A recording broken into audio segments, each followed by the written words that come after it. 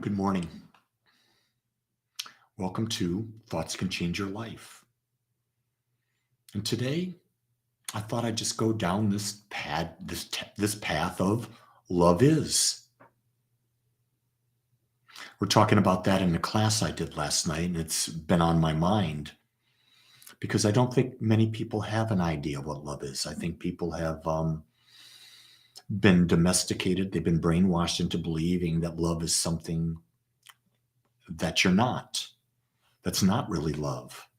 And so, as I wrote in the description, to live in love is to accept and fully experience everything. Think about that. To live in love is to accept everything and to fully experience everything. Not some things, everything. Because we're not talking about what humans refer to as romantic love. We're talking about infinite love. Infinite love is the ability to be the observer and witness everything. And when we witness everything, we see whatever it is we're focused on from all aspects. We see the high, the low, the wide, the narrow. We see the circular. We see every part of what we're looking at. And when you see every part of it, then you can see it as whole. And when you see it as whole, now you can accept it because it's balanced. And so think about that from the standpoint of, do you see yourself as whole? Do you see yourself as balanced? Probably not. You're probably one side of the coin or the other side of the coin, and that's where we are a majority of the time. No one gets to see it in a different way, but we're one side of the coin, so we're never really in a state of love. Let's just be candid and honest about it. We're always in a state of what? Judgment, discernment, call it whatever you want, but it's certainly not the observer. The observer is able to look at something and not judge it, just to see it as it is. That's a quality to do that. So Bennett says, love you. So when Bennett says that, you know what I interpret? Oh, he accepts me, all of me, just as I am. Now the question is, can you do that with yourself? Can you accept yourself just as you are and not judge yourself? If you can, you're going to have a good day. But guess what? The person we judge the most, the person we love the least, tends to be ourselves. Because everything outside of ourselves just reflects what's going on inside ourselves. That's a hard concept to really grasp, that the external world that we experience is simply a reflection of how we see the world within our own mind. And that's why no two people see the world the same. Everyone sees it differently. One of the questions that was asked, how do you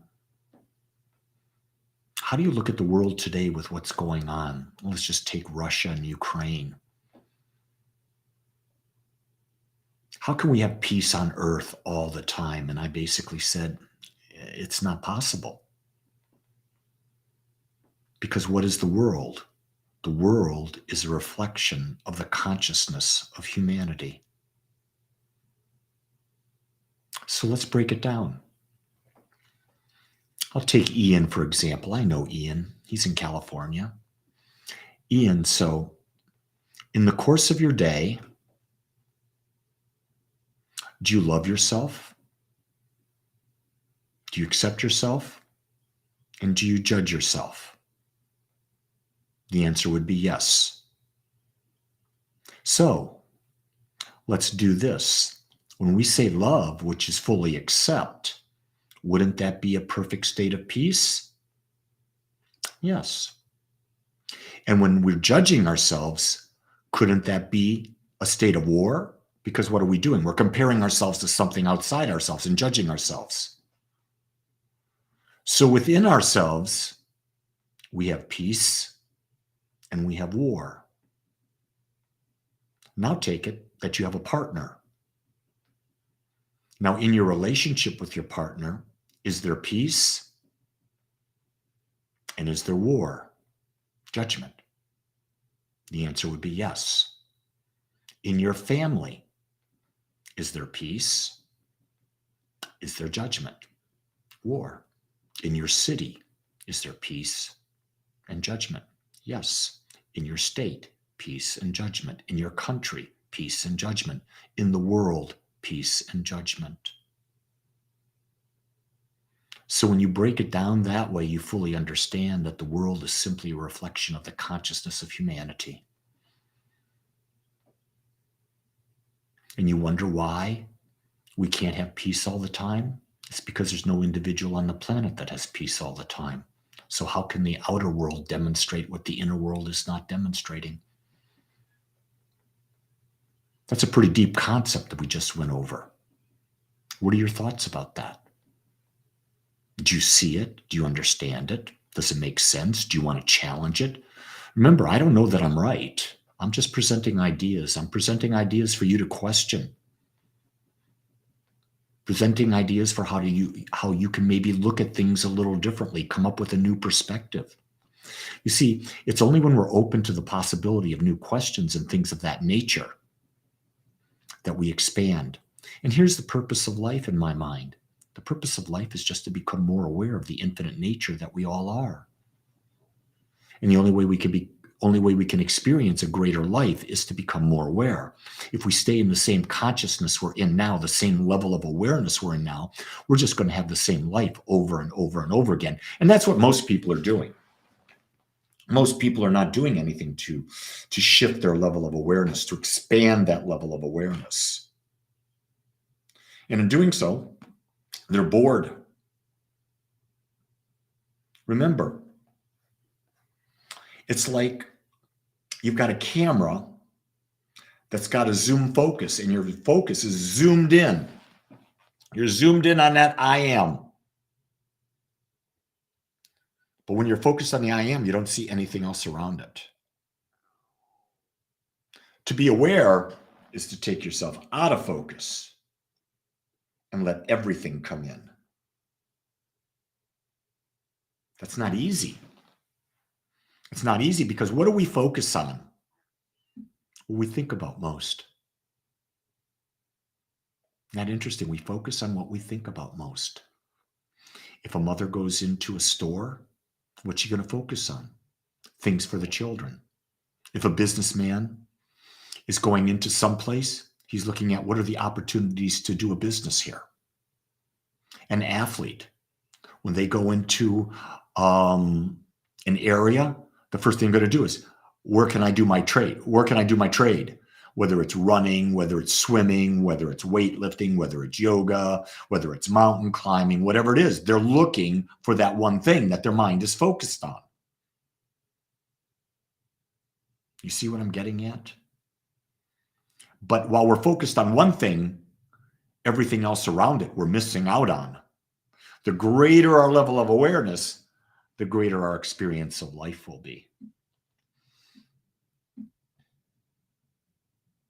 And don't think I'm not in favor of focusing on something. I am. But just also be able to focus on everything. See, I believe that the deeper we focus on something, the greater our experience. But we don't want the experience to control us. We want our observer self to be able to choose when to focus narrowly and when to focus wide. We're here to have the experience. Remember what I said there. To live in love is to accept everything and fully experience everything. And you see, love, the state of balance, gives us the freedom to fully be ourselves, to be not just what we are right now, but to be our full expansive selves, to be our full expansive selves.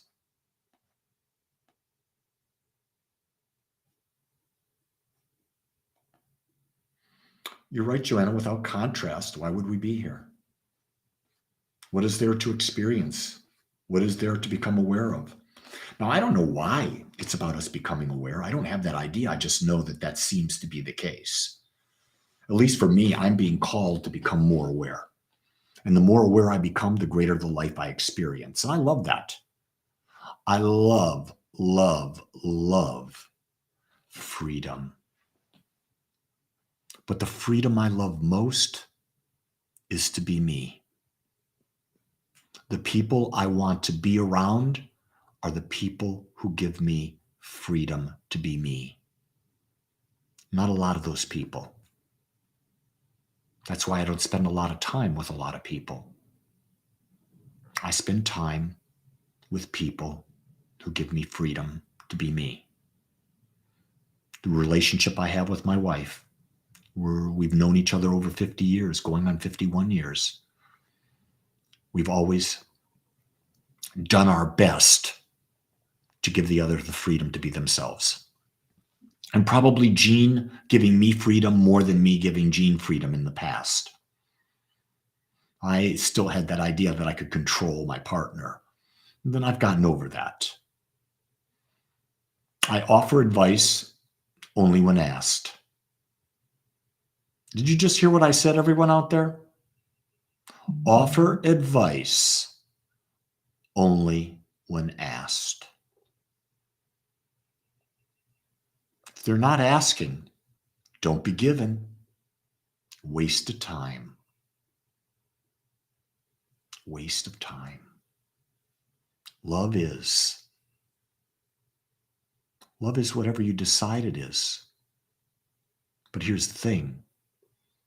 What you decide will reflect back to you in your experience. So if you're reflecting back, love is romantic. Well, then you're going to get reflected back to you that romance, which is infatuation for the most part, that ends. And so you'll be bouncing from one relationship to another. Love is someone making me whole, complete, my better half. If you believe that that's what love is, then you'll always be an incomplete person and you'll look at yourself as never being enough. Love is to fully accept everything about myself and experience everything. Boy, now you've expanded your view of love is. Here's the best definition of how to live in love. Just be you with no judgment. Do you hear that? That's the best way to live in love, to just be you with no judgment. With that, folks, I wish you a fond day of loving, the deepest love you've ever had. Witness yourself loving, being the best you in everything you do. Share this with anyone you can, because I think this is the message that the world needs now more than ever. And I'll be back again tomorrow. Why? Because I love doing this and I love you. Aloha, everyone.